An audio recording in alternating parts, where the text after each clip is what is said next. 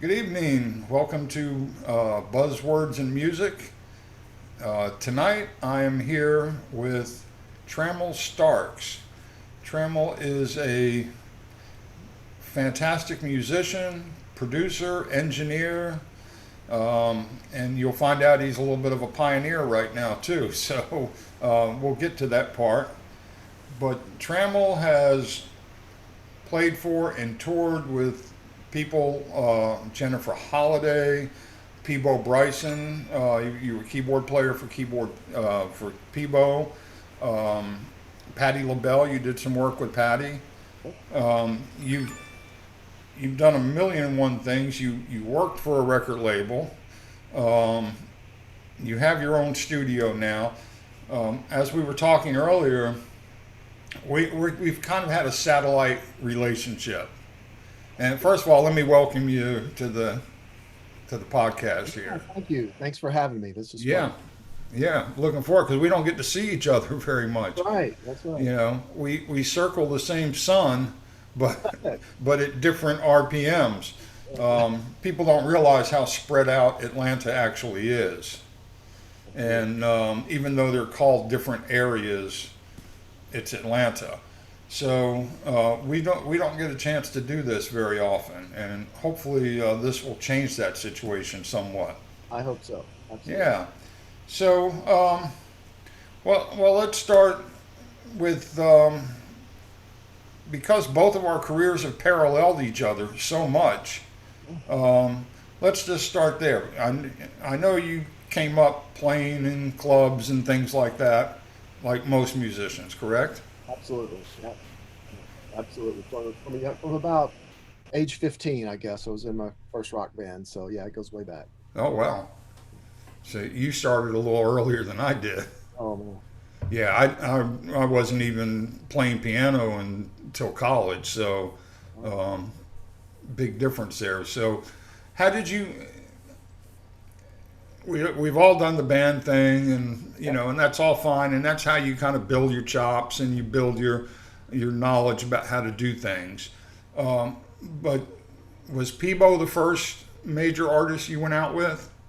He was. Yeah. Prior to that, I had bounced around in at the time they called them show bands, where Right, circuit. You could jump in a van with six other people and go from fun. to Sheraton, and casinos and all kinds of things. And so I did that for a couple of years right out of college. And the Peebo gig was a sheer stroke of luck in terms of timing. When I was in college, uh, I had the good fortune to meet a keyboard player named Mark Parrish. Oh yeah, yeah, I know of Mark. Sadly died about 2 3 years ago. Yeah, Mark was an amazing keyboard player and was one of the first or second, maybe the first keyboard player of the Dixie Dregs. right. And so I had a band in college with some friends. Brian Holmes was in that band, who's now a group called the Producers, and Mm-hmm. a couple other guys. And anyway, so I met Mark in those days in college and stayed in touch with him. So he was working with Peebo after that, and I was on the road with one of these show bands, and came home on a 2 week vacation on a Sunday. Had to go back out on the road literally 2 weeks later on that two Sundays later. I get a phone call and it's Mark, and he says I can't make this Peebo gig. They're going to do two dates in Los Angeles, the Greek Theater, and the dates are uh, that Saturday 2 weeks later. Can you do it? And just it's complete stroke of luck that I had that period of time open. So I said, Yeah. yeah. And he says, okay, go down to, in Atlanta, there used to be a place called the Agora Ballroom. Oh yeah. Great Passes. venue. Yeah. And they said, go down there tomorrow morning at 10 o'clock. That's where rehearsals are. Um, and, you know, there you go. And so I was excited and scared at the same time because Peebo was pretty much at the top of his form then. Right. That was Field of Like really, Fire era, right? absolutely 83, I think it was, something like that. So I show up at the Agora the next morning, all, scared and happy at the same time, go walking in, go, hi, I'm Trammell, I'm Mark's sub. And the music director looked at me and went, you're who? And I'm Trammell, I'm Mark's sub, and said, "Where's Mark?" And so Mark had not told them that I was coming or Oh, that he was not nice. going to be there. so so they looked at each other, looked at me, and it's kind of like, Well, he's okay, there are here. keyboards. Yeah. And meanwhile, I was mumbling in the background. They were not Excuse me. happy with Mark for that.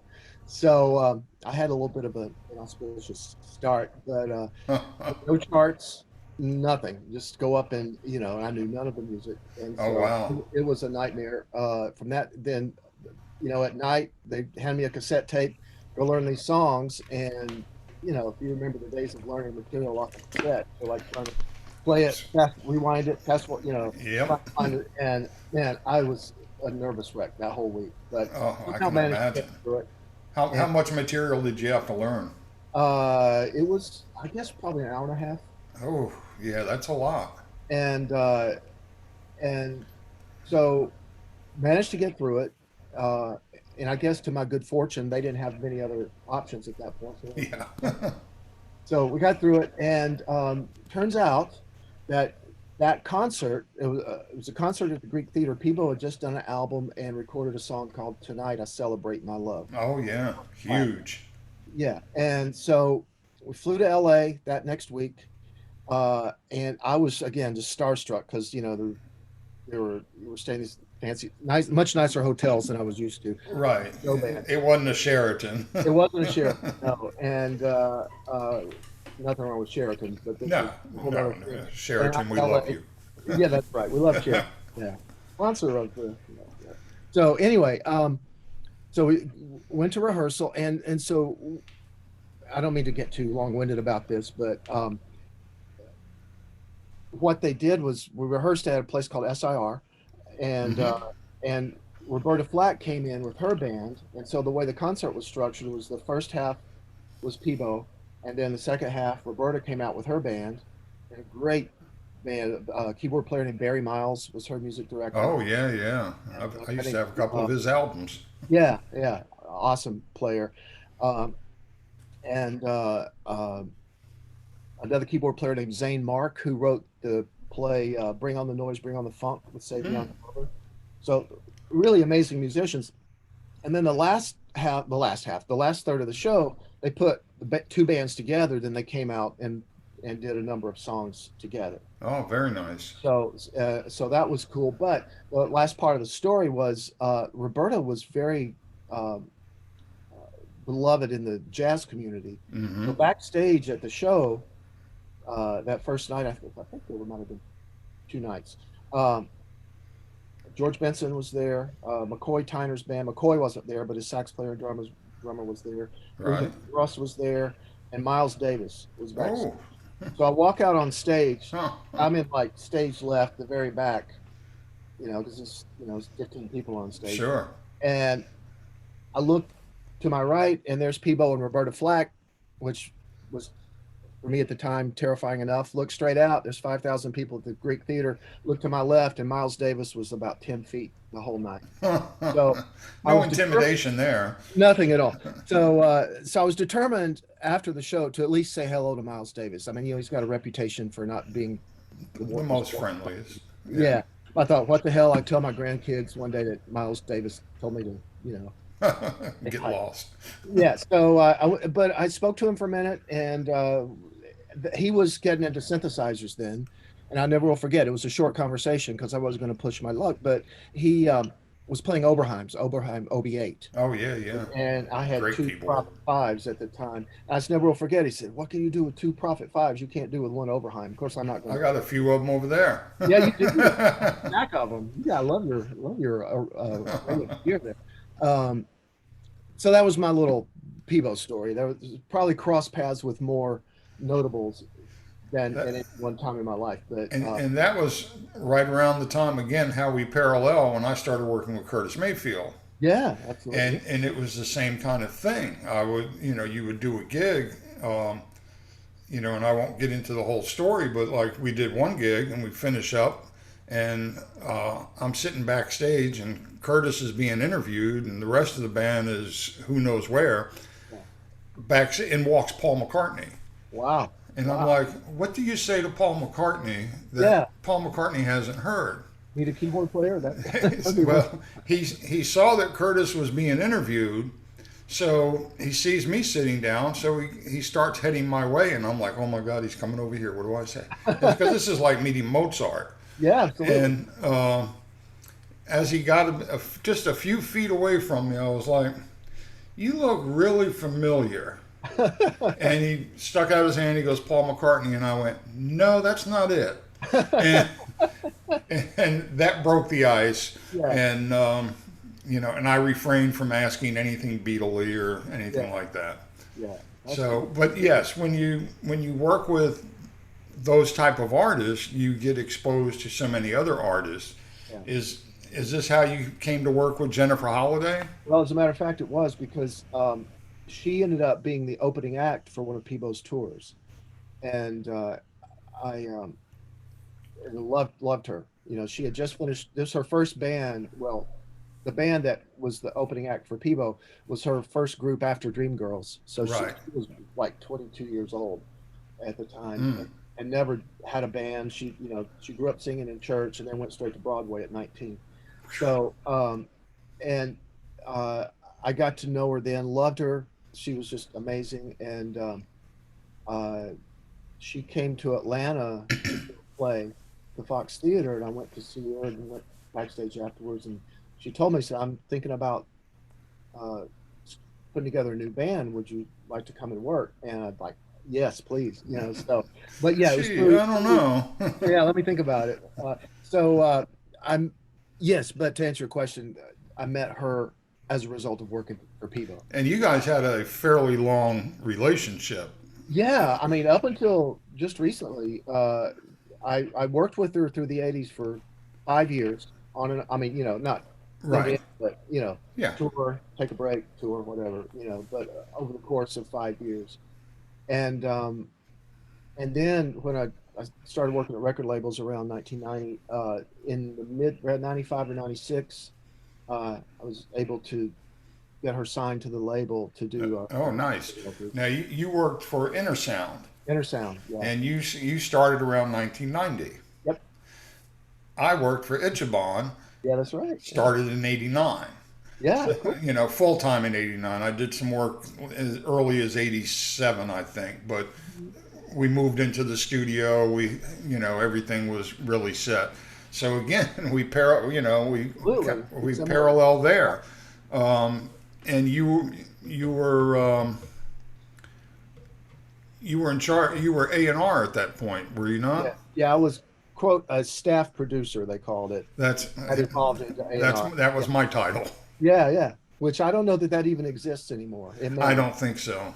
Yeah, we were Because, what are you, a staff producer in your bedroom? Yeah, You know, yeah. um, the, so, and you worked there up until what, 2000? At 2000. Yeah, I left it. And same here, Ichiban, because at that time independent labels were starting to get Yeah, swallowed up.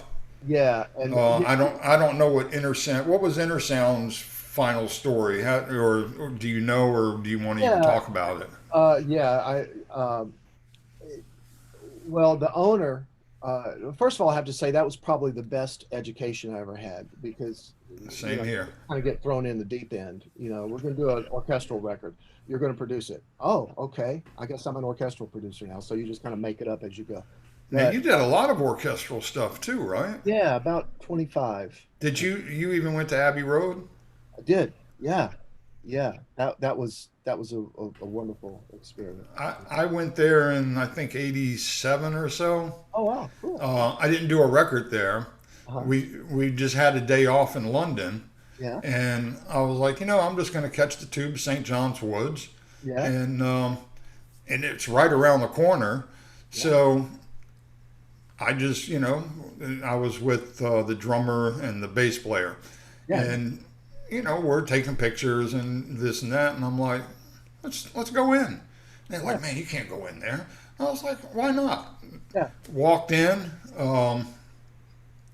They were very friendly. They had nothing going on at the time, Uh-huh. so we got the grand tour. A lot of the stories. Yeah. Um, So I can't imagine what it was like working there. Was that with the London Symphony? Yes, the first record You there. really need to start working with a better class of people, Trammell. I well, you do what you can. Uh, Rewind a little bit on Intersound. Yeah, Intersound.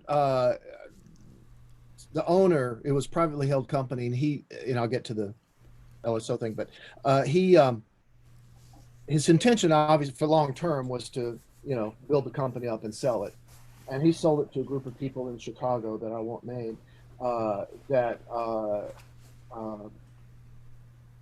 were well intentioned, but this was during the .com frenzy, Yes. and they were all their motives were to let's make this a I don't know. It went public, and being a publicly held record company to me is a bad idea because things in a publicly held company runs on 90-day cycles, and records don't typically No, exist on 90-day it cycles. doesn't work that way. No, and they came in with this whole corporate strategy, Mindset. and it was like, and I have to be careful what I say, but it just didn't work. I could, It, did, it, yeah, it didn't work with where you were at. yeah, And that happens. that happens, yeah. Um, So, but back up a couple of years. So the company Intersound started out as a classical label and quote right. particularly a budget classical label. So there used to be, this is kind of a funny thing. I don't know that this exists anymore, but there was some guy he was from, I don't know where he was from, Bulgaria or somewhere, and he would go at the time in the 80s, probably 70s and 80s, and maybe early 90s, to East European orchestras, Yes. Romania, wherever, and record, as much Beethoven as he could in however many days. And he would I never met him, but I heard he would literally show up with a suitcase full of DAT tapes. Yeah. And you want some Mozart? We got Mozart. You want some Beethoven? We got Schumann. We got whatever. And you would pay him, just buy them. And and then they would convert those to CDs, master them for CDs, and suddenly you get 90 minutes of Beethoven for $5.99. I actually think I have a couple of those. Yeah, yeah. They weren't very good. No, not at all. Um, No. it's Hey, like it's $5.99. What do you it want? was like getting the policeman's orchestra. Yeah, exactly. Almost. I It was mean, kind of the time life thing. 90 minutes of soothing music. but they were like But, $3 or something. So yeah, they made a fortune on those things. I So bet. by the time I got there, they wanted to expand from that. That remained like the foundation of the business for a long time, quite a bit. But and the funny thing is, there were 2 or 3 budget classical labels in the United States, and they all were selling the same recordings. So because the guy would go to each one of them and sell them. Anyway, uh, so they tried to so the owner decided to expand the scope of the business. So I was brought in initially to do like sound alike records. Oh, whatever was hot. A John Williams thing was, oh, we need a knockoff of a John Williams score, which was terrifying because there's no Yeah. score, and it's like trying to pick that stuff out by ear.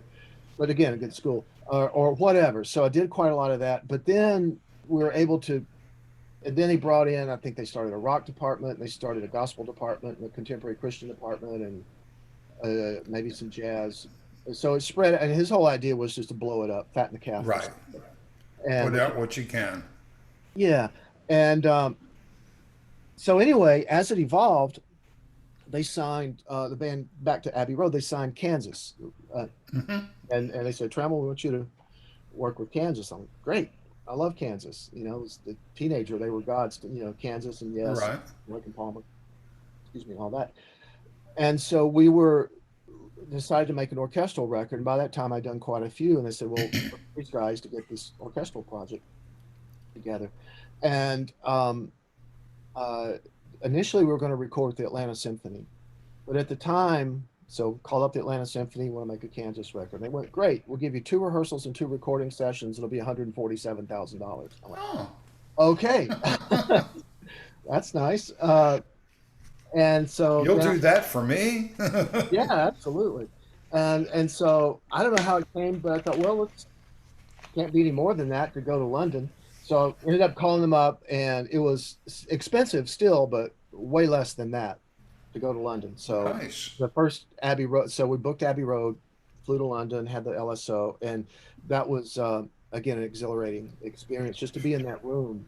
Yeah. Uh, a little quick anecdote. So I was sitting with the chief engineer at the time was a guy named is a guy named Peter Cobbin, and I think Hmm. Peter still worked there. Um, and so we had, you remember there's a little cafe in the basement. Yes.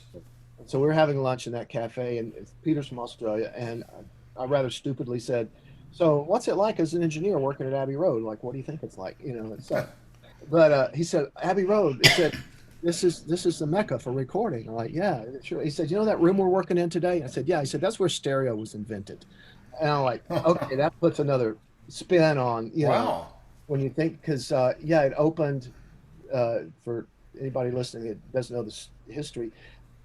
They apparently, or it says in their description, their bio, or whatever, that it was the first purpose-built studio in the world. I guess prior to that, people would go to concert halls or dance Right. halls to record, but this is the first time anybody built a room specifically to be a recording studio, which they Yeah, started. especially to house an orchestra.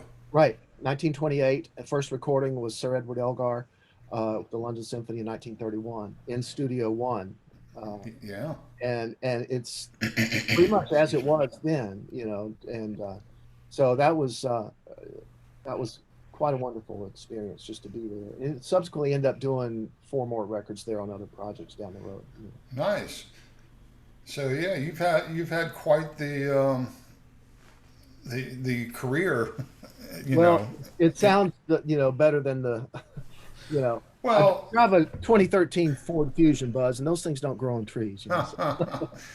well, when we're doing that stuff, like at my heyday in Ichiban, I mean, it's like you said, it was the best training ground. I mean, I remember doing an album, and I won't mention the artist, very famous artist, Mhm, where uh, I was part of the song selection. mhm. I was part of the group that actually laid down the tracks. I produced the record.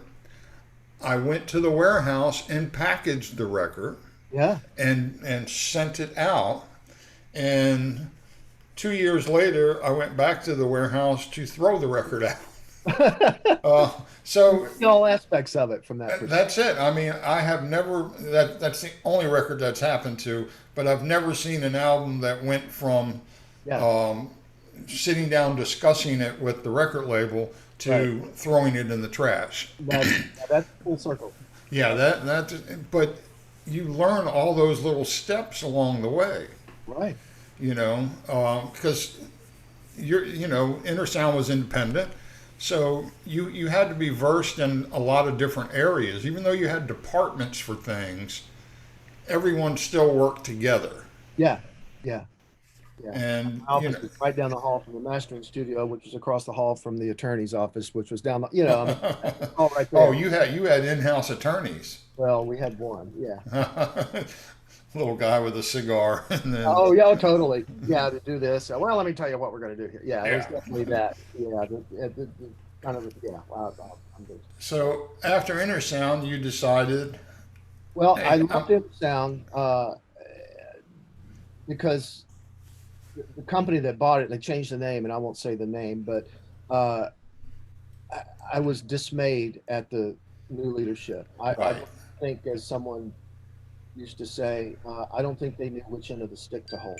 yeah, That they were just, oh, we own a record label now, and it was a lot of really frustrating decisions were made, and budgets, and people were brought in to run things that shouldn't have been. had no idea. I mean, they're good enough people, I guess, but had no experience in the jobs they were tasked with, which Right.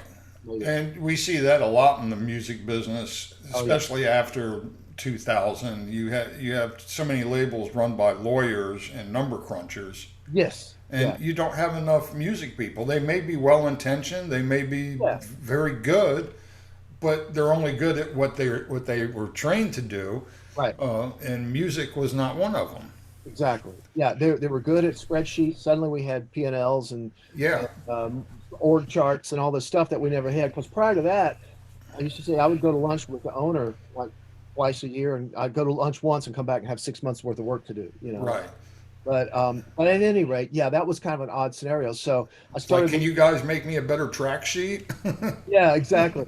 And so uh, I was very dismayed. So I ended up getting some meetings with some other labels in New York, and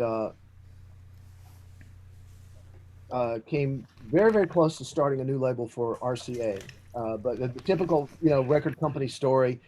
Yeah, we want you to come in, start a label, and I thought, great, I'm going to go to New York and work at RCA and start a little. I was doing this project called Classical Crossover, which means you take an orchestra and you do pop music with an orchestra, basically. Right. And we had a lot of success doing that at Intersound and some Billboard number ones and top fives and stuff. So anyway, so that got the attention of RCA, and then I got a phone call one day. Oh, they've just canned the president of RCA Classics, and everybody, a new regime's coming in with a whole new, like you've heard that story 1,000 times with record labels. You think you're on board, and then I never met this person yet. Right. So anyway, I ended up working for a company called Koch Records, which also Oh, yeah, yeah, yeah. and was there for a couple of years. Big But distributors too. huge distributor. Are they still? Yeah. Yeah. I don't know who they distribute to anymore, but I guess they do. Yeah. But I worked there for a while, and it was difficult being removed from the New York office because they had, again, a change of regime. And yeah, who's this guy in Atlanta? He's got a studio. What does he do for us? And so after a Why is while, he making all that money? yeah, exactly. So I decided it was time to move away from that world and started doing my own. So you went and you created your own studio I did. I did. and Initially Studio Magic. in my living room initially. Yeah, you do what you have to do. Hey, So, I've known people that started their studio in their bedroom yeah. and Oh yeah. have moved to a huge space, and the way technology is now, I think the days of big rooms Oh yeah. for a lot of people are Yeah. over. It's totally over. I mean, I still have a home studio. I'm in the basement of a condo, so But you're right. It makes no sense to have. I mean, for a while, I thought about maintaining my Koch studio, but just the lease alone. I mean, Exactly. you start the month in a hole, Yeah. and it's a record hole to get to zero. And I thought this doesn't make any sense. I can, if I need a bigger studio, I'll go rent one, which I did for a number of years. Yeah, because you might be able to float for a little while, but you're just amassing so much that you're Oh my going to God. just go underwater quickly. Yeah, it wouldn't take long at all. So So anyway, you've built yours up over the years, yeah, obviously, yeah, yeah. and you've had some good records come out of there. I know you've had some things that have been on the jazz charts. Yes, yeah, Uh, yeah. Lately, past few years, I've kind of stumbled in this world that they call smooth jazz, and right. that that name. I wish they wouldn't call it that, but they do. Yeah. Um, uh, but yeah, I enjoy doing that, working with um, some cool artists, and fortunately we've had one artist, Michael Thomas, who's a sax player from Florida. We've had Oh a yeah. number one and a number two, and uh, Carol Albert's done very yeah, well at your Carol's place. project. Yeah, she's doesn't work here currently, but she got her start in smooth jazz from here. Yeah. Uh, she's done quite well, made a name for herself, and um, yeah. So I'm actually just finished a mix last night. Maybe one of the mixes I'll send you is from an artist. You know John Chalden, the drummer? Yeah. His Great brother, drummer. yeah, John's brother, Jordan, is a really good sax player who lives in Hmm. Biloxi, Mississippi. And his first single is going to radio in January Oh, nice. 2022. So just finished that. That was a fun record. While we're name dropping, I have Gerald Albright playing bass on that one. And he's a really great bass player. I mean, he's known for saxophone. I had Gerald on the album playing sax. Yeah, there you go. Well, I couldn't afford him to play sax, but We really are like in parallel universes. absolutely, man, absolutely. It's so weird. Now, this is a subject I know that's near and dear to you. It's brand new to me. I'm assuming that most people listening to this don't even know what you're getting ready to tell us. Uh-huh. But more and more, I'm seeing the word Atmos. Yes. All right, I know nothing about Atmos. Yeah. Tell us about it. Okay, so Atmos, Dolby Atmos is the full term. Okay. It started in around 2012 as a format for movie theaters. And so it since 2012, it's been I guess it's pretty much the dominant format, delivery format for audio Okay. in movie theaters. And so what Dolby Atmos um, is comprised of is uh, you have there are two ways to assign sounds to the sound field in Dolby Atmos mix, in a Dolby Atmos mix. You have what's called the bed, and in my room is what's called a 7.1.4 setup, which means there are 12 speakers in here. You can't see them, but But you're currently moving over to yeah, Atmos as we yeah. speak. As we speak, the equipment is here. It's not connected yet because there's some wiring that's Sure, there's you always other. know, it's one of those things. So, but all the gear is here. The interfaces, the speakers, and the software, and all that. Uh, so, from a technical standpoint, Atmos is in a 7.1.4 room. What that means is the seven refers to the surround speakers. Okay. If you have 5.1, you have five speakers and a sub. So the first number is the surround speakers. The And second number is the sub. okay. So 7.1, you have a sub or LFE, low frequency effects channel. And then the point four refers to ceiling speakers. So there are four ceiling speakers. And so you can, I'll be, I'm working in Pro Tools. And so when you output in Pro Tools to a thing called the Dolby Atmos renderer, uh, you can assign the output to either be a bed, which means it will pan in the 7.1, and actually it'll look at the overhead speakers as a stereo speaker, even though there's four speakers, it'll be 11. Okay. Yeah, I think I follow you. So the bed is 7.1.2 technically. So, but you can, and it's channel dependent, meaning the sounds go to whatever speakers you pan to the speakers like normal. Where it gets interesting is the second way you can assign an output is to something called an object. And an object, it could be a guitar, it could be a keyboard, it could be a voice, a trumpet, any kind of sound, or you can do stereo objects. An object isn't just panned to those seven, in a circle. One specific. Hmm? Is it one specific? No, actually, Oh, beyond that, an object is panned on a three-dimensional grid. You have an X, Y, and Z axis. So if I'm sitting here, if I'm looking at the screen here, and this is the second channel, if you have something panned, say a voice, the voice can be here, but the way it'd be interesting. I wish I could show you an sure. illustration easier to see. Um, the sound can move closer to you.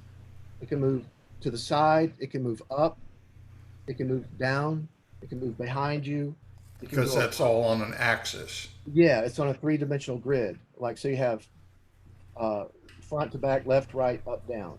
Right. And so it can go anywhere in this three-dimensional space. So basically what a Dolby Atmos room with speakers like this does is create sort of a dome of sound. So you can make an object come close to you. You can make it go around to this side of your head. You can make it go behind you. You can make it dance around. You can do all this kind of crazy stuff.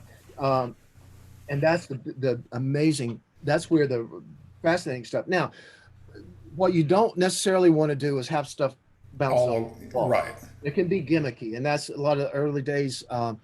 We built a surround room in 5.1 at Intersound in the late 90s, and actually did one of the sessions at Abbey Road in surround. We put the orchestra in a big U shape, and that with the idea of recording and releasing in DVD audio format. So what you don't want to do typically let me back up. When this was designed for movies, Yes. the thing, the helicopter flies over, you actually hear it You fly over. want that sound of it going over your head. Yeah, And it disappears in the background. exactly. The bullets go overhead, whatever it is. In music, in electronica music, for example, and you got all kinds of synthesizers, you can go nuts with it and have a very aggressive mix. Right. Things bouncing around, and the panners will allow you to sequence sounds back and forth or Wow. what you want. In fact, you can look. I'll send you a link. The grid, this piece of software called the Dolby Atmos renderer, which is where the sound is really recorded. It applies the metadata to those sounds. It's output from Pro Tools into the Dolby Atmos renderer. So the Dolby Atmos renderer acts like a recording device. Now, is that a separate piece of software? Yes, yeah. Okay. It runs side by side with Pro Tools. So work in Pro Tools, send it out of Pro Tools into the renderer. Can it only work with Pro Tools or? It works with Nuendo, Pro Tools.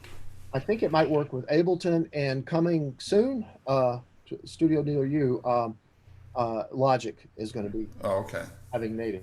Uh, If it's in Nuendo, because I'm a Cubase user. yeah, Nuendo is kind of Cubase, but it's more designed for film work, so that makes right, sense. right, exactly.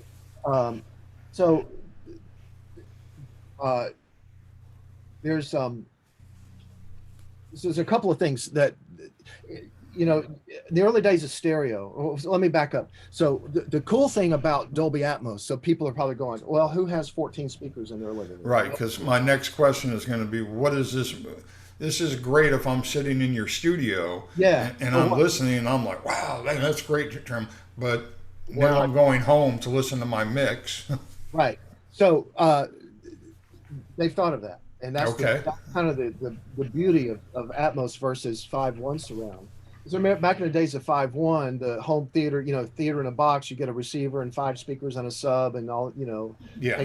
and I went to a family member's house once, and back in, like, 2000s, they were all, oh, we got our new surround system, and I look, and they took me to the room, and they had all 5 speakers lined up on a shelf. I'm like, oh, that's not quite where they go. It's But, called surround. that's right, for a reason. So, and of course, there are a lot of naysayers when this first came out. Oh, we tried quad in the 70s, that didn't work. We tried surround, and we tried all that, and it'll never work. Nobody's going to go for that.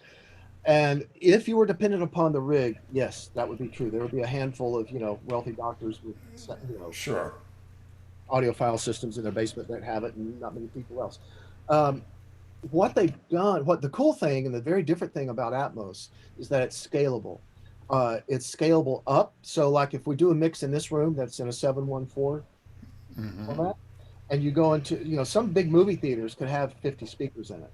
It could have, what they typically will have 3 across the front, and then what they call wides. Right. You have basically be 5 speakers across the front, and then any number of side speakers. They could be, 5 per side, 5 across the back, and then it could be 10, 15 speakers in the ceiling. I mean, some of the big movie theaters literally have 40 or 50 speakers in them. Wow. Yeah. So Atmos is not channel specific. In other words, it doesn't pan specifically to a speaker. It pans to on this 3-dimensional grid.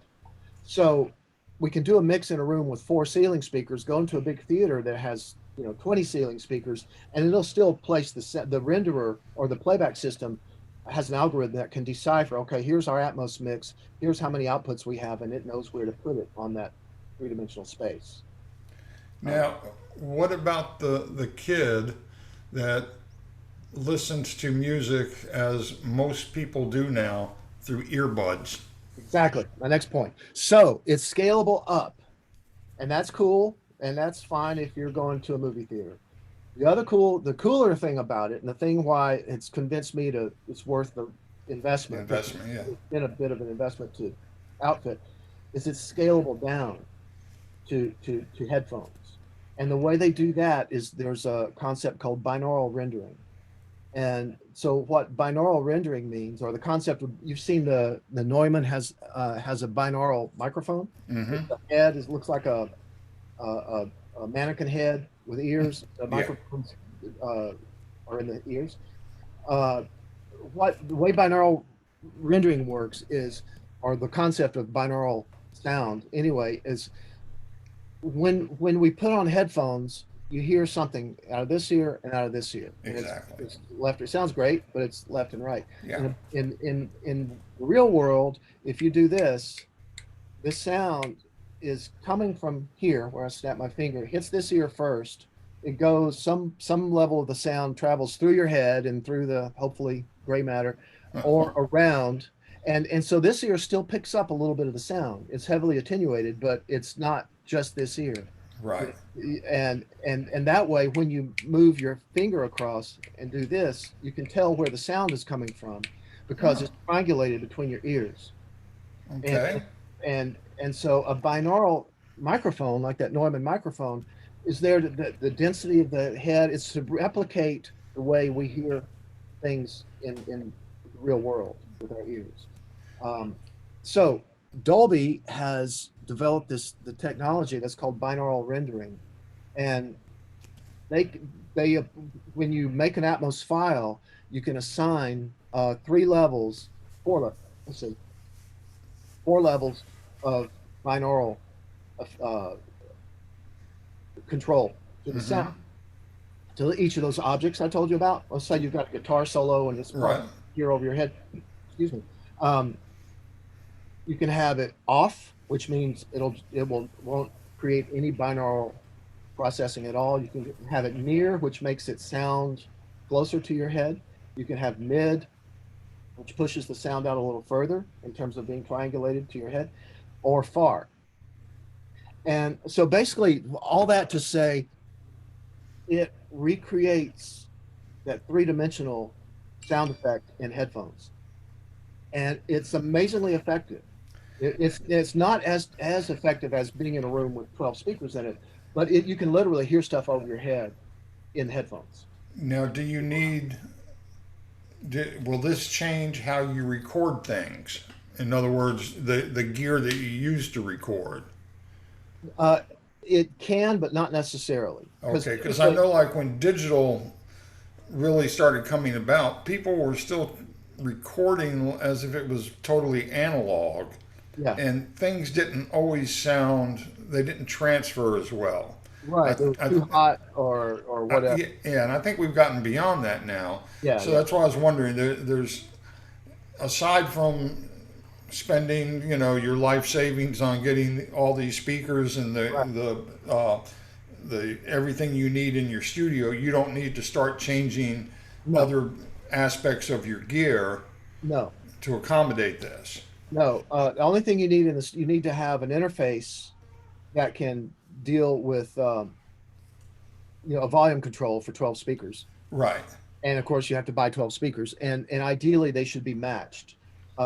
My speaker, eight of my speakers are matched. They're 8-inch two-way speakers. My main left, center, right are 3-inch or 7-inch three-ways. So they're similar in size, but it was price prohibitive to do uh, 11 speakers like my main stereo speakers are. Yeah. It was enough just doing the two-way 8 inches, uh, but you want the sound. The idea is, I mean, there are people you can mix an album or a project in Atmos just with headphones. Now, the common wisdom is you want to check it in a studio to be sure Sure. that it's translating the way you think it is. But there's nothing to stop you, and the software is $300, so it's pretty accessible. So when I come to your studio, hopefully before the end of this year to Yeah. do a record, which we've been talking about, um, you'll be doing it in Atmos. Yes. Well, my It'll already have been recorded, yes, but but you'll mix it. well, we can do both. We can do. In fact, I just made a little post online the other day.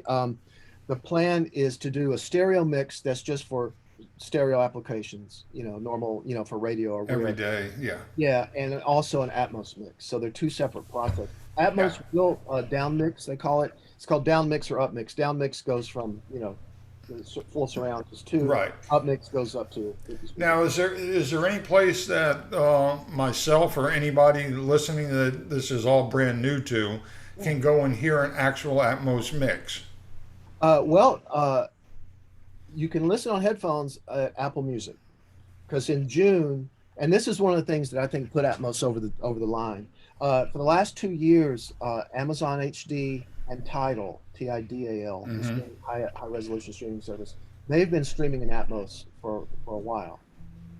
But in June of this year, Apple Music came on board, and it's free. With Amazon or Tidal, you had to have their premium service. Amazon is just there. You go into the preferences. So anything I purchase in Apple Music will be Atmos, or Anything that's mixed in Atmos. and how will you know that? Do you? They tell you that Apple calls it spatial audio because they had to put their own name on it. It's But the of underlying course. format, yeah, is Dolby Atmos. That's what you deliver to them is Dolby Atmos files, and they call it spatial audio. And if you go on Apple Music, uh, there's a whole just search spatial audio, and they've got categories. And the exciting thing about it is it's being embraced across all genres. Classical music, LA Symphony, just Dudamel just released a orchestral project, Hmm. Atmos. Country music. I have a mutual friend or a friend who's the executive vice president of Warner Brothers in Nashville, and he told someone recently that they are remixing their entire catalog in Atmos as fast as they can. And Wow.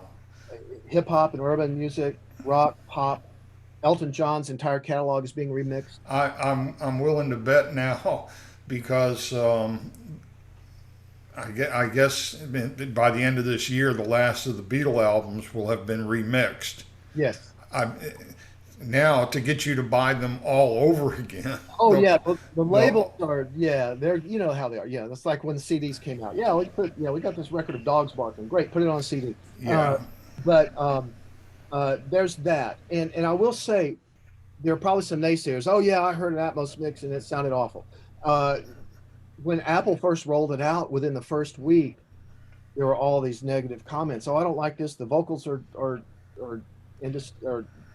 not as clear. It's not, Right. and just like the early days, and I would encourage anybody that's Uh, you know, to have an open mind because just like the early days of stereo, very first stereo records, they didn't really know what to do. And a lot of we Right. now have conventions, the kick, snare, and the vocal go in the middle, and everything else is spread around more or less.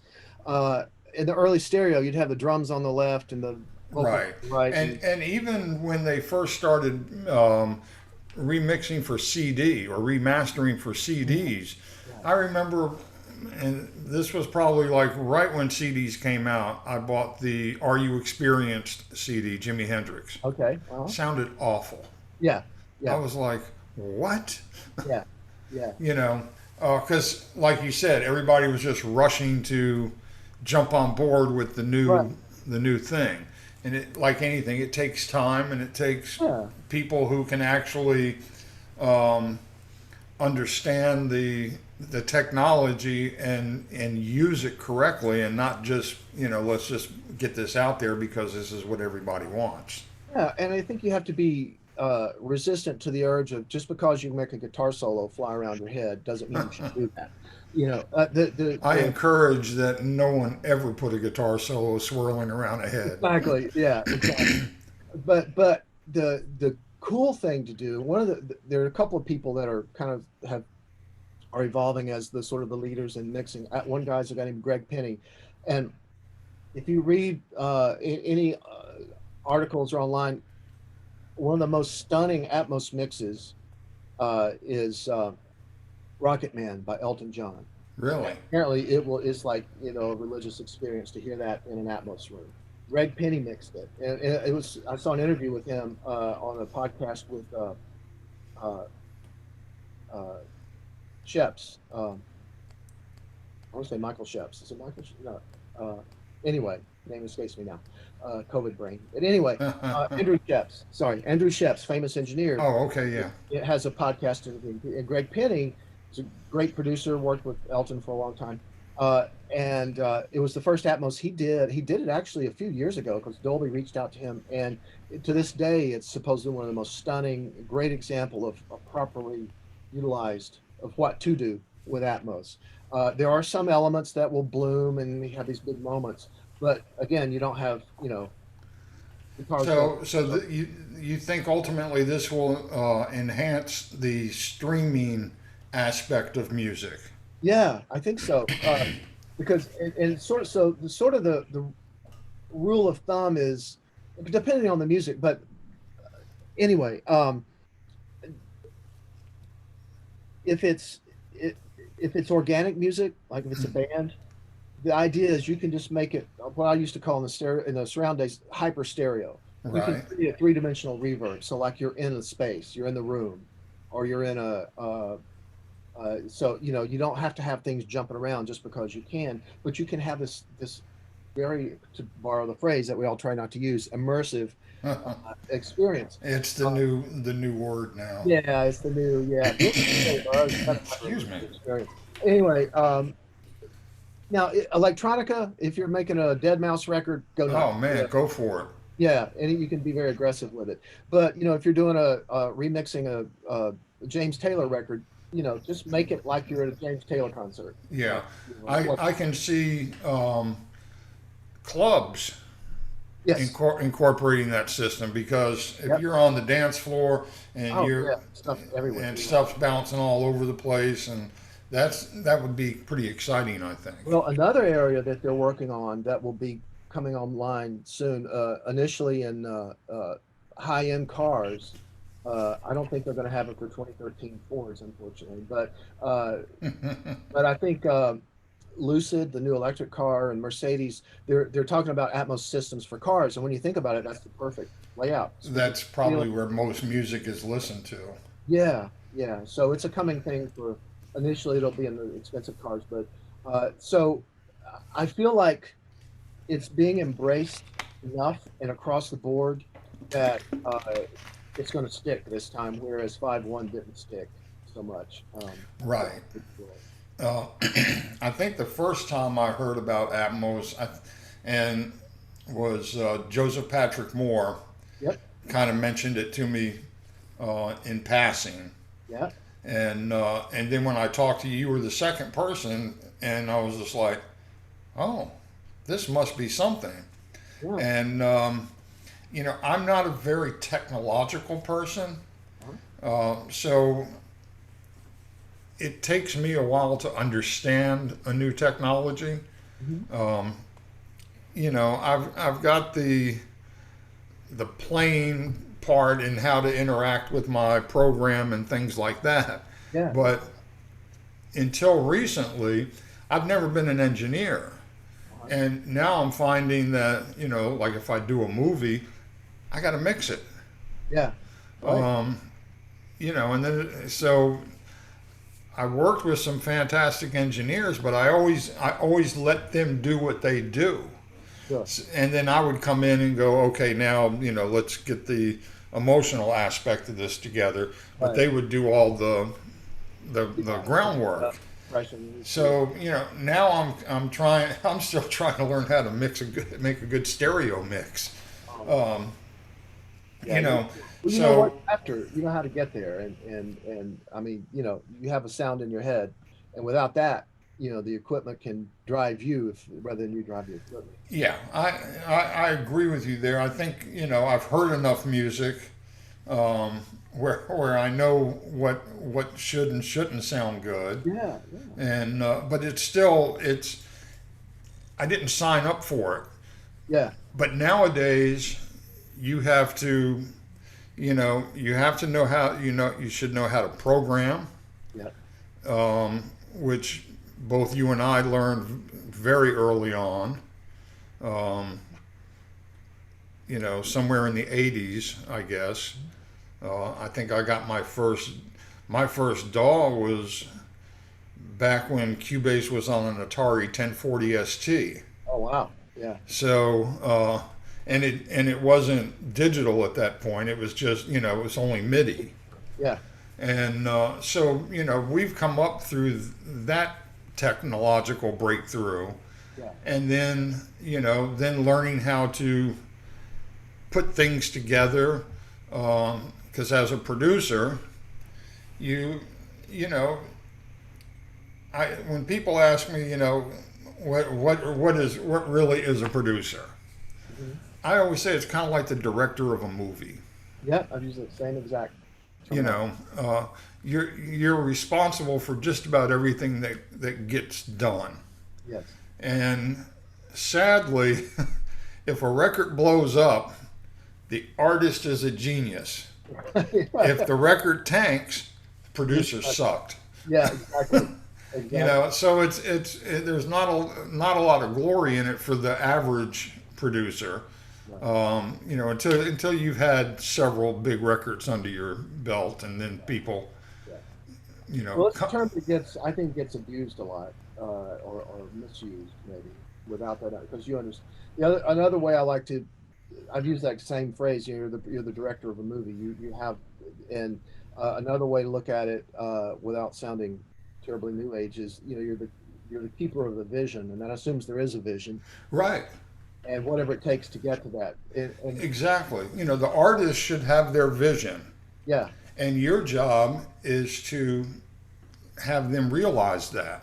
right, And I think because, and I bring this up quite a bit, and I get a lot of negative feedback, but there's so much solitary music being done now. One person doing everything, yeah, and so that human interaction is really missing. yeah, Um, I try and encourage young producers. You've got this track that you're working on and it's sounding great. Why don't you just bring in a real bass player? It'll make all the difference in the world. yeah, Or take that quantize off when you're doing your hi-hats. Just yeah, something. Um, if it's your record, so yes, you are producing yourself, but you kind of aren't.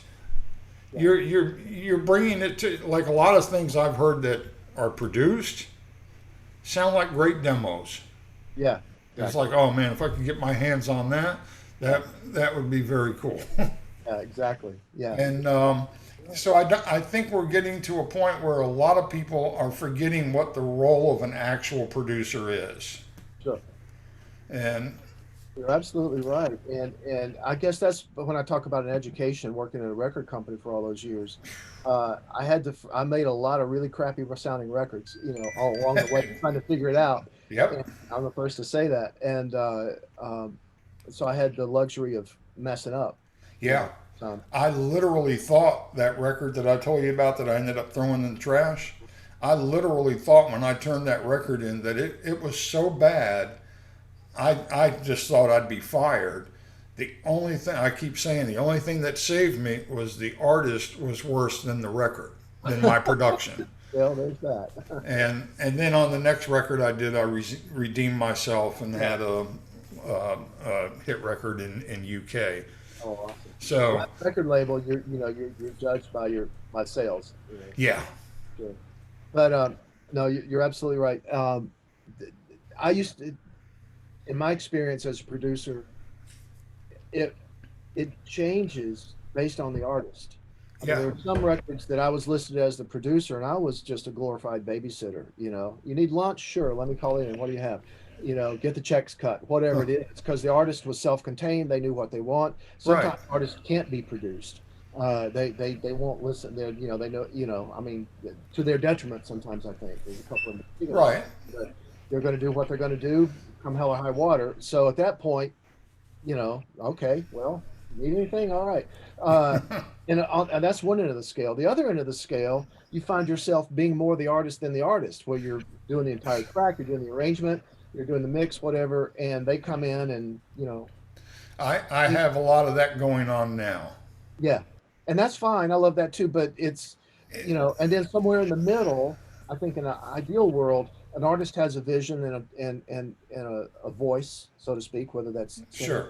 instrument, and you can meet halfway, maybe bring, because as a producer, hopefully they're coming to you because the sound that they heard, the sound that Buzz did on this last record, man, that sounds Right. awesome. I want some of that on my project, and so that's why they come to you is, but then sometimes I fight with it, not fight with it, but you find that you want to be able to help, but you get various degrees of pushback. And like, You have to know where your boundaries are. yeah, I feel you have to establish that with an artist kind of up front. mhm, I find myself a lot of times being like a glorified arranger, yeah, you know. yeah, And some people don't like to give up that title of producer no matter how much production you've done. right. exactly. They're like, no, this is my record. I'm the I'll producer. co-producer quite a lot, and that's fine. But Yeah, uh, I when you look mean, at the you know, actual the delineation of work, it's not. yeah. So you know, it's a term that just gets thrown around very Yeah, loosely now, yeah, and I kind of wish we'd get back to more people being involved in a record. yeah. Well, that's the beauty is when you can blend all this stuff together, blend all the synthesizer stuff and the cool things that you can do now with keyboards, with a great drummer and a great bass player and a great guitar player, and Right. whatever background vocals and great It's going to all that change. together. It's going to change how you as an artist is are going to hear your song all of a sudden. Yeah, yeah. You And know, you and I both, I mean, you were talking about bass. We can both program bass parts, and I take a lot of pride in programming bass parts that some people go, wow, who's the bass player? yeah, But I can sit here for a week and I'll never create a bass part that's as good as, Sam Sims right, walks in and just off, right at right. exactly. And when he comes in and does his thing, you kind of go back and go, "Ooh, you know that what he did right there was really cool." Yeah, Let me, let me I'm double going that to with, add this. So yeah, now, even though it's all done in piecemeal, right. because there's not too many where you have the entire band in the room together, or back in the old days, the old days. But like I would do a record at when I was with Ichiban, and I'd have 8 musicians in the studio, Yeah, and sometimes I would just play the demo, and then we would just rework it right on the spot. right. But it was because maybe um, LeBron, Porky, the bass player, might have done something, or Jan Rico started playing something, and Yeah, next thing you know, it's like, oh, wait, let's keep that groove, but do that. And then all of a yeah, sudden, you've just got all this input, and that little demo that you were playing for everybody to work from becomes something much bigger or much more different. takes on a life of its own. Yeah, Yeah. because of human interaction. Yeah, yeah, that's one thing. I mean, I think it's wonderful that you can buy a phone with GarageBand in it, which is It, more powerful than the first sequencers you and I started with. That isn't that strange? yeah, yeah. But it's wonderful on the one hand. On the other hand, uh, and I'm going to sound like a cranky old man by saying this, uh, and it's true of certain genres of music, smooth jazz. I'll just say it anyway. There are great musicians, and then there are also folks with that. This is going to sound awful. I don't mean to just sound like a negative, but No, I think I can sum up where you're going with this. why don't you take it so that way I won't I be. think it's great that anybody can sit down and create at any given moment now. I think it's wonderful because it keeps people off the streets, it gives Yeah, you a creative outlet, yeah, but not everything you do is gold. yeah. And if you're really serious about taking your art to the next level, you really need to get people who are experienced in that Right. to be involved in it. I'm Oh, assuming so, that's kind of where you were so going because yeah. I I feel right now mediocre is the norm. Well, that's what really what I'm trying to say, and I'm just going to go ahead and throw it out there because I mean I'm doing a lot of work in smooth jazz, and there's some amazing, amazing musicians in smooth jazz. There really is. They're just really, Jeff Lorber is considered Oh, a smooth jazz artist. Nobody better. Uh, Marcus Miller. I mean, really, yeah, incredible. just great musicians. Uh, on the other hand, there are instances of here's a guy who's a doctor or he's an executive, and that's fine. I have a hobby. I got a studio in my basement, and I'm going to put my little song out. And because I can afford to do it, I'll hire the radio promoter, and it gets sent out there Right. with all the others. And so the barrier to entry is not all that stuff gets airplay, but sometimes it leaks through. Sure. And once in a while, somebody will get some traction that otherwise does not have a background in that kind of music. And a friend, so the danger of that is I feel like it's going to water down the genre. I had a really amazing keyboard player in here a while back, and he said, "Man," and he's youngish, he's 30, mid 30s, and he said, "The thing that concerns me about smooth jazz is none of my friends are listening to it. Younger people are not listening to it. It's and so it by it being so homogenized." In many cases, not in every case, but a lot of cases, it's leaving behind a young. Now, there's going to be once in a while. There's a 14-year-old kid now. He's really great, really hot, but it's, it's aging itself out, and so I don't know. That's just me, but Yeah, nobody's out. no, I don't think it's just you. Um, I, I hear some very talented people doing some things, but you could hear them going so much further. Right. But we really have come to accept that, and I used to have this thing where I blamed it on like all these singing talent shows. Right. Oh, You yeah. have somebody that comes out there and very mediocre voice, and people are like worshiping them, Yeah. and we we've kind of been dumbed down a little bit. So Yeah. I think so. so we may be the old guys get off of my lawn, Yeah. but our lawn looks really good. I don't want you don't need to be growing weeds. You've got the potential to have a beautiful lawn. And that's not to say people shouldn't be doing it. Try. I mean, like I said, No, I spent a lot of years making really crappy sounding records, and maybe I still do. I don't know, but we all have. but just that understanding of uh, trying to because to me the heyday of I mean back in the late '80s, early '90s, you'd had groups like the Crusaders Hmm. in that genre, and George Benson. George Benson's one of the best straight ahead jazz guitar players ever walked the planet, Absolutely. and he's considered a smooth jazz artist now. Yeah. He's on pop, but whatever. Uh, but he has the ability, he has the chops to do it. And so I guess this is the last thing I'm going to say while I'm on my smooth jazz soapbox is there are people who are good, varying degrees, and then a certain amount of personality has segued into it. And so you got to lean back on the high note, and you got to lift your knee on this note, and do all the posturing. And I have a good friend who was a straight ahead player, sax player, and he was going to get into smooth jazz. And I said, man, there's two rules with smooth jazz. You got to master your pentatonics in all three keys, and work. That's the joke the musicians make. In fact, one Christmas I gave. You remember they used to have these, how to learn to do the foxtrot or some dance, and they have. Oh yeah, yeah. So I worked out a smooth jazz step thing for him to practice. Oh, Because you go to there are some amazing players. Bob James will be there oh, with Nathan East, and I mean, so you got that end of the spectrum, and then over here you've got somebody playing pentatonic scale and jumping around. there are players that if we're talking smooth jazz, which I'm with you, I hate that term.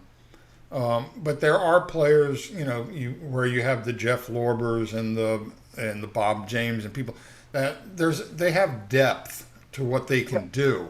They might even do a song where they're just running pentatonics in all three keys, Yeah, but there's so much depth around that it doesn't sound that way anymore. right.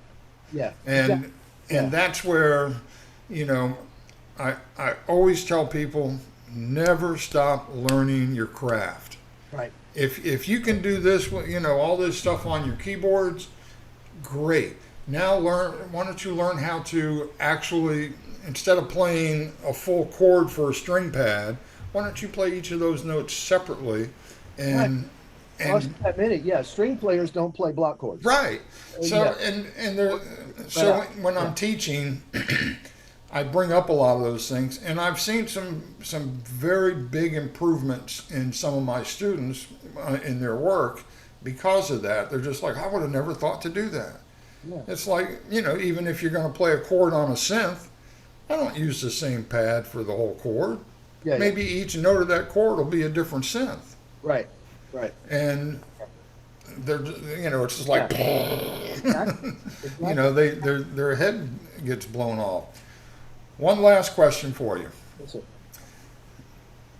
Anyone who is trying to get in to production, Mhm. what advice do you have for them? And I feel we've covered probably some of it, but Yeah. just in summation, so to speak.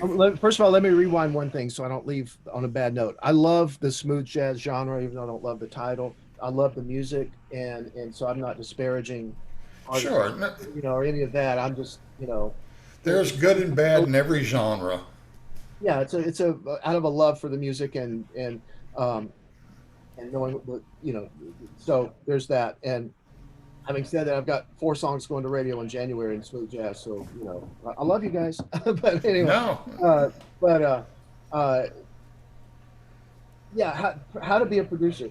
Uh, uh, I always tell people, occasionally I'll talk to a college or I teach a class at Oklahoma State in production.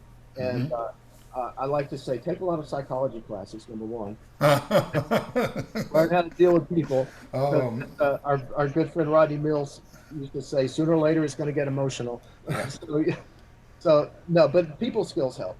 Uh, yes, and I'm not saying that's anything I'm particularly good at, but that's a good thing to be able.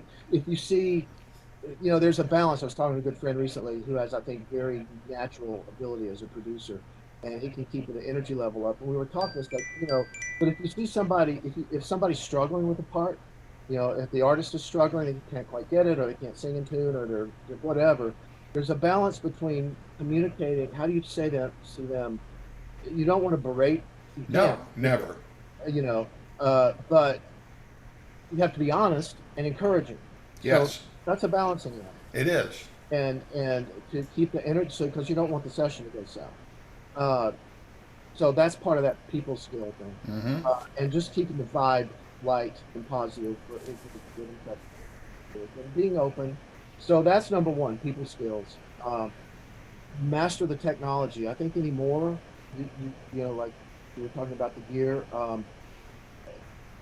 If not master, at least have a fundamental, working knowledge, fluency with, if you're a keyboard, even if you're not a keyboard player, how to record, what the processes are for recording, understand, microphones, and why you use certain ones, just to have it's like a photographer knowing what to do with a particular lens.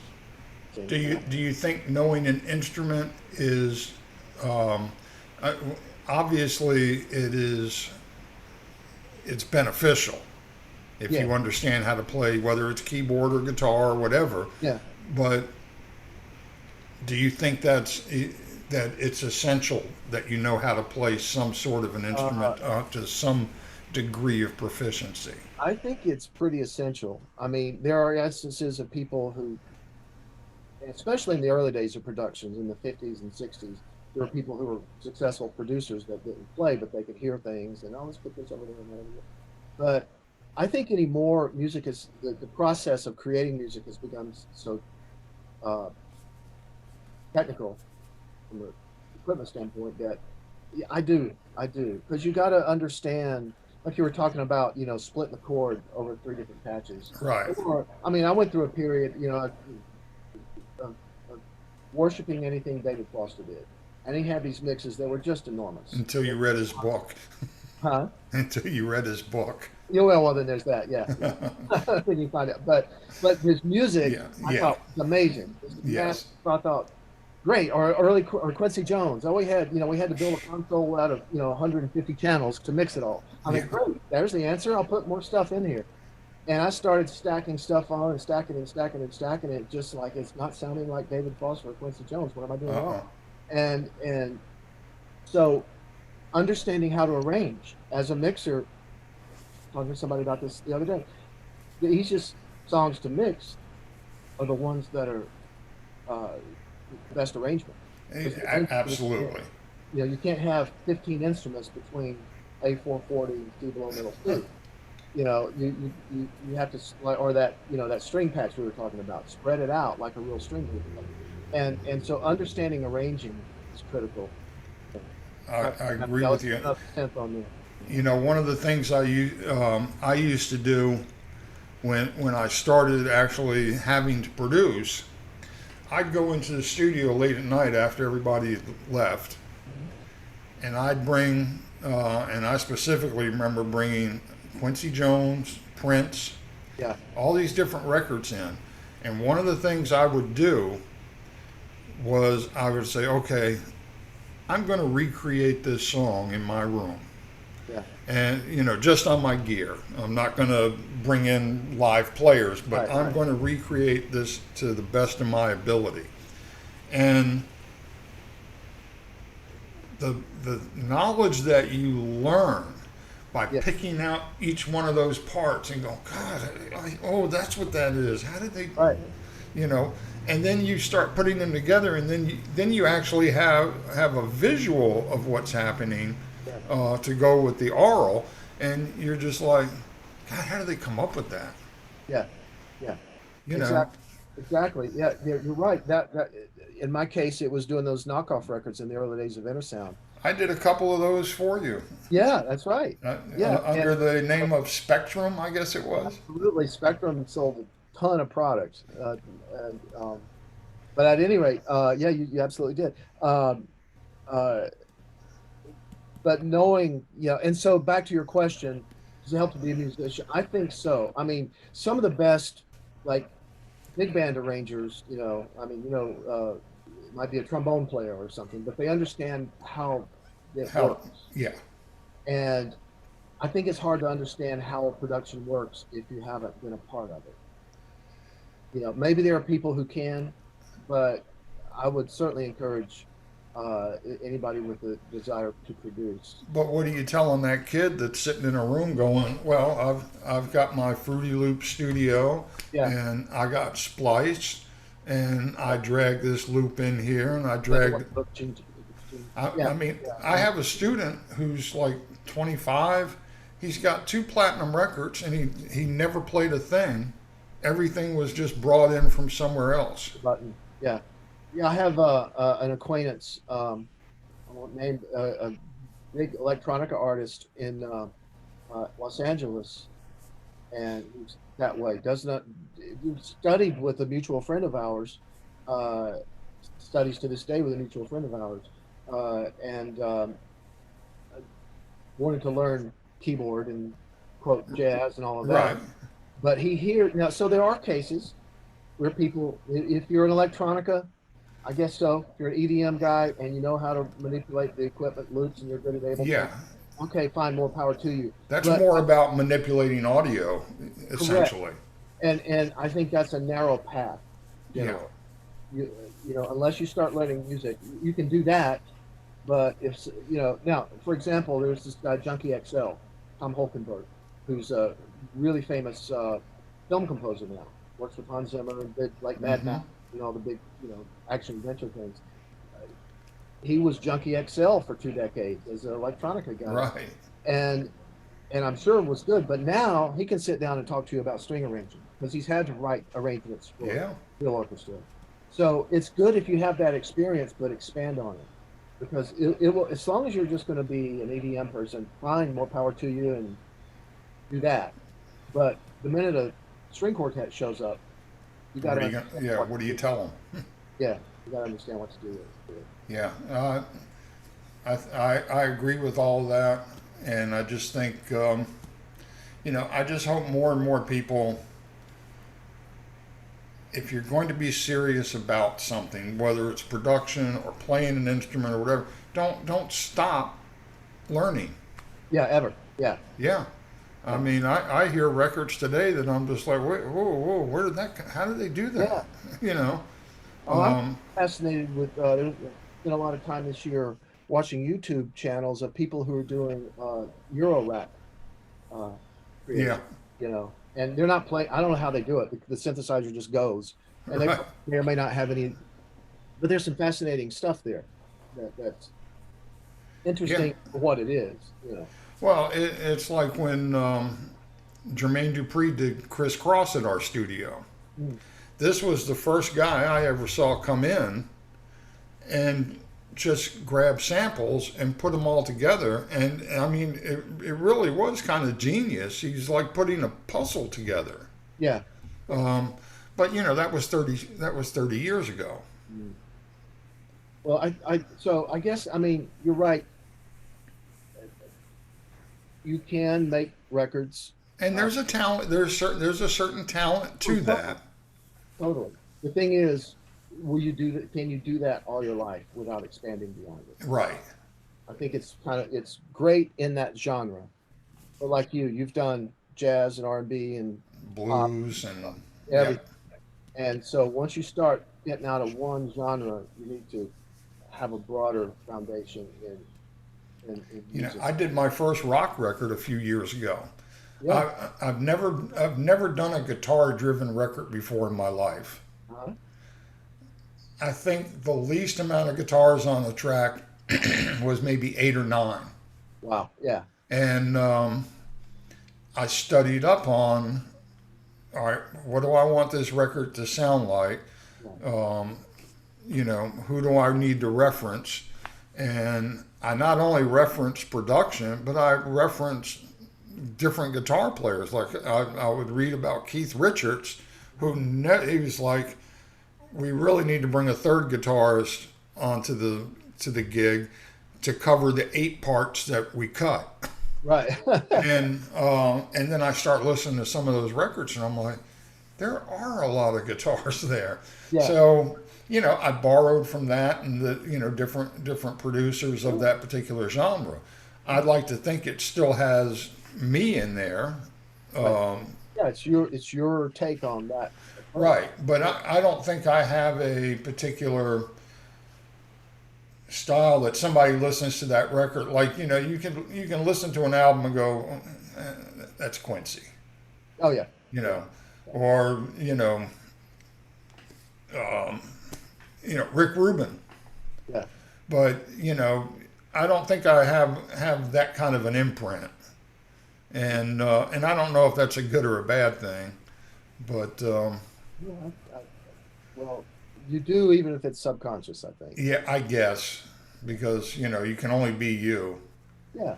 My whole thing is because we came up through a time where, as a little kid, you had a band down the street that used to rehearse in the garage, which is where Right. garage band title came from. And I would be the kid. I wouldn't be the guy in there playing. I'd be the guy sitting there going, I like the way you guys do that song, but I think you should do it a little faster. So I really had no idea that I was kind of producing then, but I take that same approach. First of all, if I'm going to work with you, I would like to think I'm a fan of your music. Yes. Yeah. And then I want to make a record that I will enjoy, because if I enjoy it, Yeah. other people are. Yeah. This is cliche as hell, but I think the the goal, something I said back in the CD days, we're not making CDs, we're not making plastic discs. Our goal is to make chill bumps on people's arms. Right. I think you can't lose sight of that, and technology can allow us to lose sight of that sometimes, especially when we can hold down 2 keys and you got loops and these construction kit things. It's like I wish they didn't exist. But here's a bass line and it goes with this, and here's Yeah. a chord change that goes with it, and next thing you know, but there's no heart in that. That I use I use a VST kind of like that. I use this thing called Arcade, Mm-hmm. and I love it Uh-huh. because whether I use it or not, 9 times out of 10, it really gives me a great idea for something. Started down a path. Yeah. And That's then I'm like, yeah, okay. cool. It's just like, sometimes you cut on a synthesizer that you've never played, you hit a sound and you're like, whoa, that's Yeah. great. And then next thing you know, you're writing. Well, especially now with sounds that are, time syncs and all that sort of thing. Yeah, A lot of amazing. Cool. yeah. Yeah, there's a balance with all of it, I guess. And again, I really hope I didn't sound like the grouchy old man here. No, I don't think either one of us do. I just think, we come from a different time, and I realize that time. I won't say it's past, but there are things that are different now. I would just like to see the two come together more. Right. Yeah. That's all I'm asking for. Can't we all just get along? That's right. Well, You there are know. amazing young jazz players. I don't know if you've encountered Yeah, I know. Morgan Guerin, who's just an absolute genius, probably 22 or 3 years old now, who's going to be famous. there are some amazing, and to me, one of the most brilliant musicians I think I've ever encountered in life is Jacob Collier. Oh He's yeah, what, 27 years old, maybe. yeah. Yeah, but just talk He's about the really 87. yeah, he's I think the a Mozart of our generation. So that's encouraging. Of course, listen to a Jacob Collier song. It's like, well, if I could pick out those 4 bars, I could write a whole song. Yeah. Some 9-minute composition he's done. But so there's having said all that, there are some incredible musicians Oh, absolutely. and coming along. I guess I'm And just about and a lot of them come along, because we didn't have YouTube coming up. You probably used to do what I did. I'd put on a Herbie Hancock record, vinyl, yeah, and I'd put it on 16 so oh, I could pick out that lick an yeah, yeah. octave lower. All right. You know, Yeah, yeah, now you can if you don't even want to do that, you can have somebody show you how to do that. right. Yeah, exactly. And Wonderful so time. It's a wonderful time. And yeah, but yeah, I would certainly encourage if you have a love for music, by all means do it, and just realize it's like you say, it's a lifelong endeavor. right. It is And a, typically, you don't choose music; it chooses us. yeah, yeah, and You in know, fact, again, at risk of sounding like that, it's like, well, I could go to music school, I could go to dental school. If you have to have that debate, yeah, you probably shouldn't be a musician. right. You should probably go ahead and I mean, do it for get your fun. DDS. Yeah, but if you have to ponder, I mean, beyond, do I want to take this risk or this lifestyle that has its Yeah, uh, yeah, but it's definitely it has to be amount, you know, you have to have no choice. I think it's true of music. If you're going to be a comedian, same thing, or if you're going to be oh an yeah, actor, almost anything in the arts, yeah, you have to have because a choice. it's high risk, high reward. Yeah, But there's also that midline as well that yeah, yeah. I've walked for years. Where I'm up, I'm not a where household am I? name. Yeah, yeah, but I'll be able to make a. I mean, just at some point, just to be able to do it consistently is success. Exactly. Some level. So we're fortunate in that regard. All right. Well, Well, on that note, yeah, and my cat is fun. like giving me the Yeah, my yeah. cat's giving me the evil eye. Oh, okay. Can't She's let like, that. you should have fed me 40 minutes ago. Ah, But all right. yeah, it's But, been great seeing you again, likewise, likewise. and Check hopefully, out Atmos. It's sorry. one thing. Everybody go check out Atmos. Yes, There's all absolutely. That's tons one of the of first stuff. things I'm going to do after feeding the cat. Yeah, Dolby has some information. There's a really guy named Dave Way, engineer in LA. If you Google Dave Way, Dolby Atmos, he's in his studio describing the Is that product. WAY? Yes, yeah, Okay. that's a really good one. And there's tons of things out there. And uh, I think it's the coming thing. It's the most exciting thing I've seen in music, pretty much since the first time I saw a sequencer. You know, Wow. yeah. That speaks volumes. I think so. Yeah. So check it out, and Do you have a website or anything that? Or, it's undergoing reconstruction, but it'll be Trammell Starks Music. okay. So, but yeah, Trammell Starks Music / Atmos Pioneer. there you go. yo. Well, I'm looking forward to getting a chance to work with you. Same here, Buzz. Me too. So, and that will be coming up fairly soon. So, Awesome. great. Well, We'll make Trammell, thanks for your time, all right. and I will catch you soon. All right, man. Take All right, care. you too.